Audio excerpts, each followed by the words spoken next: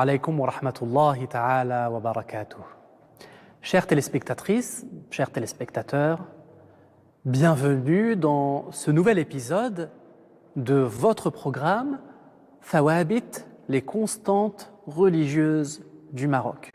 Nous avons abordé l'ash'arisme, le malikisme, et dans les précédents épisodes, nous avons évoqué les origines et l'histoire du soufisme. Dans cet épisode, nous allons nous intéresser à ce que l'on peut appeler ces fondements doctrinaux, c'est-à-dire les principes qui structurent le soufisme et qui en font une dimension très importante dans l'islam. Il est très important de clarifier un point dès le départ. On ne dit pas que le soufisme dans sa totalité est un devoir obligatoire sur chaque personne, ni que cette construction est ajoutée à l'islam, ou que s'il s'agit de pratiques secondaires réservées à une élite. Au contraire, une partie des doctrines autour desquelles s'articule le soufisme concerne des obligations, certes universelles, et qui incombent à tout musulman responsable. Une partie seulement, pas tout le soufisme. Bien sûr, il ne s'agit pas, comme on a dit, de dire que c'est l'ensemble du soufisme que l'on doit imposer à chacun dans toutes ses dimensions, dans toutes ses méthodes, toute sa terminologie. Pour chaque croyant, ça c'est faux. Personne de parmi les maîtres du soufisme ne prétend de cela, ni n'appelle à cela. Mais une partie de ce qu'il enseigne, ça c'est indéniable, est indispensable pour tous, parce que cela touche directement à la vie intérieure du musulman, à l'éducation de son cœur, à la purification de son intention. Et comme cette vie intérieure influence immédiatement la société, il y a en cela une nécessité sociale quelque part, non seulement pour le bien de l'individu, mais aussi pour le bien-être collectif. La première chose que le soufisme met en avant, ce sont ce que les maîtres appellent wajibat qalbiyya, les devoirs du cœur. Ces devoirs ne sont pas un luxe spirituel ou une surenchère mystique, comme on l'a dit. Non, ce sont des obligations pour tout musulman, qu'il se réclame du soufisme ou non. Ce sont des choses que tout un chacun a pour devoir de vérifier. Parmi ces devoirs du cœur, le premier est évidemment celui de croire en Dieu et en son messager. C'est l'essence même de la foi. Le tawhid, l'affirmation de l'unicité absolue de Dieu, occupe ici une place centrale. C'est le pilier sur lequel tout se construit et qui va s'articuler avec les actes de bien. Comme on voit beaucoup dans le Coran, alladhina amanu wa amilus salihat. Sans tawhid, il n'y a rien qui ne tient. Mais ce tawhid, donc cet iman, n'est pas seulement une formule que l'on prononce avec la langue. Non, c'est une conviction intime, un attachement profond, une orientation du cœur qui refuse de donner à autre chose qu'à Dieu le statut de divinité. Un autre devoir du cœur est de se satisfaire de ce que Dieu a décrété. Ar-rida bil-qadar. Cela signifie d'accueillir ce que Dieu a choisi pour nous avec sérénité et confiance, sans se rebeller, sans faire preuve d'objection, en disant à Dieu « Qu'est-ce que je t'ai fait pour mériter ça ?» etc. Cela ne veut pas dire se résigner passivement ou sombrer dans un fatalisme stérile. Non, cela veut dire que dans des épreuves, comme dans les bienfaits, le croyant garde la conviction que la sagesse de Dieu dépasse la sienne. Quand un bienfait arrive, il dit « Alhamdulillah, la louange est à Dieu ». Et il utilise donc ce bienfait pour un bien. Quand une épreuve survient, il dit « Inna lillah wa inna ilayhi raji'un » c'est à Dieu que nous appartenons et à son jugement que nous reviendrons. Et il s'arme de patience. Et justement, la patience, as-sabru, est un autre devoir du cœur. Le Coran nous dit « Inna Allaha ma'as sabirin » Dieu est avec les patients. La patience se décline sous 3 formes. Il y a être patient face aux épreuves de ce bas monde, donc ne pas s'objecter face à Dieu, ne pas émettre des objections. La patience dans l'accomplissement des actes d'adoration, faire ses 5 prières, le jeûne de Ramadan, perdurer dans ça, même s'il y a des difficultés physiques, avoir faim, la soif, etc. Et la patience en se retenant de faire l'interdit. La patience n'est donc pas une simple passivité, mais une force intérieure, une discipline du cœur qui permet de rester ferme sur le droit chemin. Les soufis aiment citer l'exemple d'un homme qui plante une graine. Il sait qu'il doit l'arroser, la protéger, attendre, prendre son temps. S'il tire sur sa plante pour qu'elle pousse plus vite, il la détruit. De même, la patience, c'est l'art d'attendre avec la confiance, d'attendre ce que Dieu fait pousser dans nos vies. Un autre fondement essentiel est la sincérité, al-ikhlas. C'est intéressant parce que le mot sincérité, en français, a pour étymologie latine, sincere, sans cire, sans la cire. C'est le fait de ne rechercher dans ses actions que l'agrément de Dieu, sans maquillage, sans la cire. Et non l'admiration ou l'approbation des gens. Sincere. Sans cette sincérité, même l'acte le plus grand devient vain. Le prophète, alayhi salatu wassalam, a dit « Innamal a'malu binniyat » les actes de bien sont considérés par les intentions. Si un homme prie toute la nuit, mais uniquement pour qu'on dise de lui qu'il est pieux, il n'aura récolté de cela qu'une réputation, mais pas l'agrément de Dieu. Tandis que si quelqu'un accomplit un acte modeste, mais avec une sincérité absolue, il peut être élevé très haut. Parmi les devoirs du cœur, il y a aussi un amour, mais quel amour?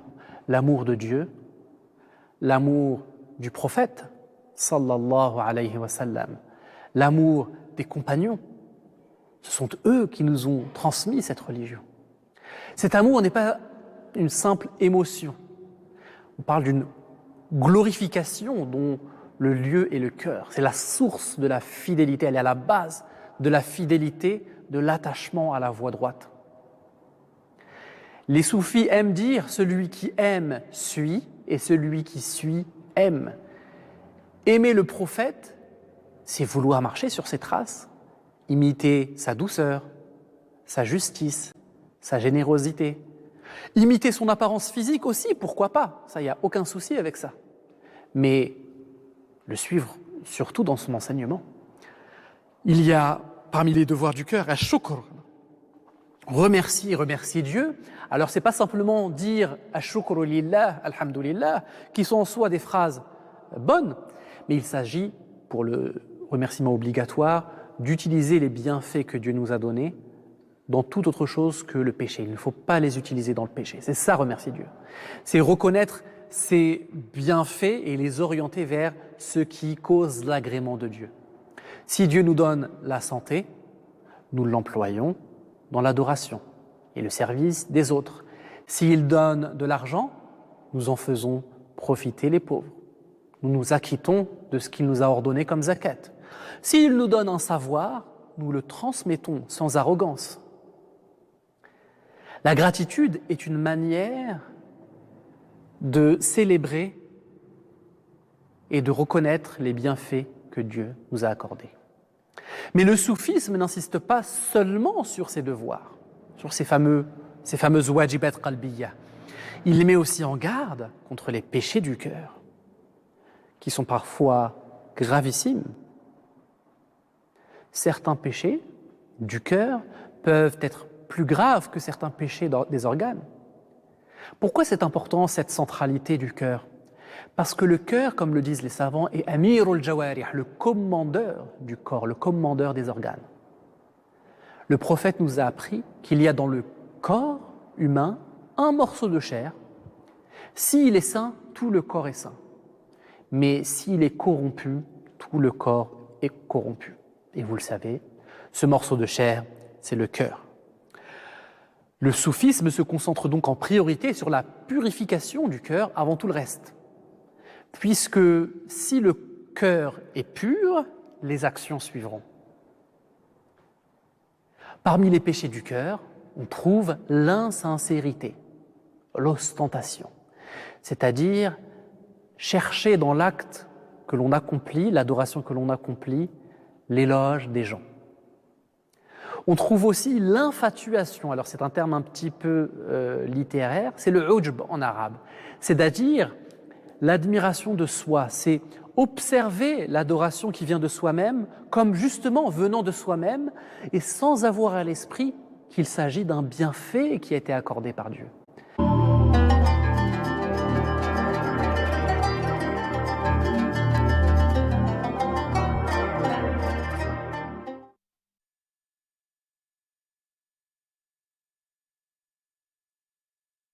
Allahu Akbar. Allahu Akbar. أشهد أن لا إله إلا الله. أشهد أن لا إله إلا الله. أشهد أن محمدًا رسول الله. أشهد أن محمدًا رسول الله. حي على الصلاة. حي على الصلاة.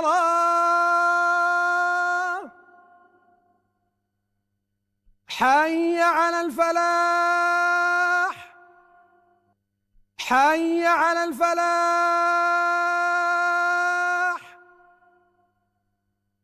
الله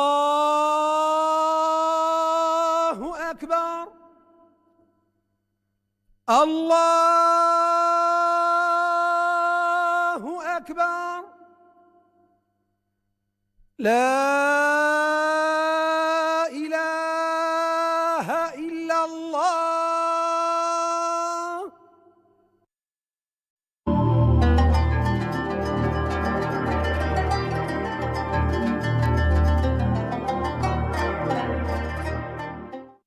Par exemple, quelqu'un qui se voit lui-même en train d'accomplir les 5 prières et il se trouve pris d'une autosatisfaction sans oublier que c'est Dieu qui lui a donné. Il y a aussi su'udh-dhann, le mauvais soupçon, penser du mal de son frère en islam sans preuve. Le Coran dit « Jtanibu kathiran min adh-dhann, inna ba'da adh-dhanni ithm » Évitez de trop soupçonner car une partie de ces soupçons sont en vérité un péché. Parmi les péchés du cœur, il y a le fait de désespérer de la miséricorde de Dieu. Croire que Dieu ne lui pardonnera pas de façon catégorique, comme s'il y avait une limite à la miséricorde de Dieu. Et puis il y a ce qu'on pourrait considérer comme l'inverse, c'est une sensation de fausse sécurité, se croire à l'abri du châtiment de Dieu. Al-Qunut min rahmatillah wal-amnu min makrillah. S'autoriser les péchés en se disant Dieu me pardonnera quoi qu'il en soit, il est miséricordieux. Ces deux extrêmes sont dangereux.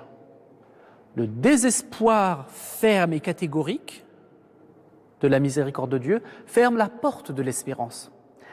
Et cette fausse sécurité ferme la porte de la vigilance et des actes. Le soufisme enseigne la voie du juste milieu. Bayn al-khawfi wal-raja. Espérer la miséricorde de Dieu tout en craignant son châtiment. Vivre entre crainte et espérance. Mais purifier le cœur, ce n'est que la première étape. Quand on a purifié le cœur, on n'a pas tout fait. Il y a la purification des organes pour atteindre la piété. Et puis il y a ce qui aide à l'élévation en degré.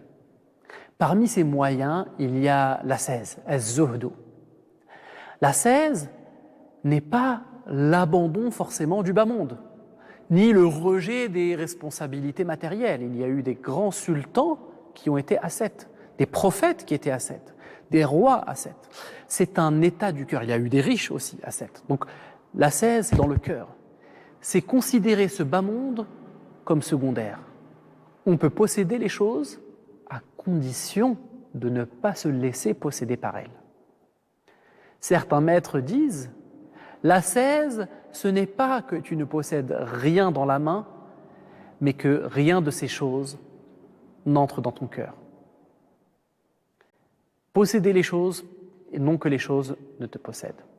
Ainsi, le musulman peut travailler, avoir une profession, se marier, une vie de famille, un domicile, s'habiller avec dignité, profiter de bienfaits illicites, mais avoir un cœur qui ne devient pas esclave de ses biens. Il n'a pas cet attachement. Il doit rester libre pour Dieu. Elle est là, la liberté. On ne se détourne pas de se détourner des plaisirs de ce bas monde, c'est avoir dans son cœur l'idée de chercher ce que Dieu nous a préparé, nous a réservé ou a réservé aux esclaves pieux dans l'au-delà. Les maîtres spirituels ont donné de nombreux exemples d'ascèse. Dans leur nourriture, ils se contentaient du nécessaire, évitaient l'excès, évitaient la multiplication des mets, mettaient en garde contre ce qui est appelé le tana'um. Dans leurs vêtements, ils privilégiaient la simplicité au lieu de rechercher le luxe. Dans leur logis, ils vivaient dans la sobriété, loin des palais et des richesses. Mais encore une fois, je l'ai dit, il y a eu des gens très riches qui étaient ascètes. On raconte qu'un maître soufi, interrogé sur sa maison, répondit « Mon toit est le ciel, mon tapis est la terre, et mon cœur est rempli d'évocation de Dieu. » Dans la tradition musulmane, un modèle très souvent cité est celui du prophète Jésus, Sayyiduna Isa alayhi salam. Bien que le prophète Mohammed sallallahu alayhi wa sallam est également un grand modèle, puisque c'est le plus ascète des hommes. Les soufis voient Isa comme un modèle d'ascèse, un exemple de détachement, tourné entièrement vers Dieu. Le prophète alayhi salam Mohammed nous a décrit certains de ces états. On rapporte de lui que son lit était la terre, sa lampe était la lune, et sa nourriture était ce que la terre lui donnait. Ce modèle a inspiré et inspirera les soufis. Être dans ce monde, mais ne pas être du monde. Chères téléspectatrices, chers téléspectateurs, les devoirs du cœur, qui sont obligatoires pour chaque croyant, doivent être appliqués. La lutte contre les péchés du cœur, qui corrompent l'âme, et la société. Et enfin, l'ascèse qui libère l'homme de l'emprise du matériel pour mieux s'orienter vers Dieu. Ces doctrines ne sont pas des ajouts extérieurs, ni des raffinements pour quelques initiés. Elles appartiennent à l'essence même de l'islam. Je vous remercie de m'avoir écouté et je vous invite à un prochain épisode de votre programme Thawabit, les constantes religieuses du Maroc. Assalamu alaikum wa rahmatullahi ta'ala wa barakatuh.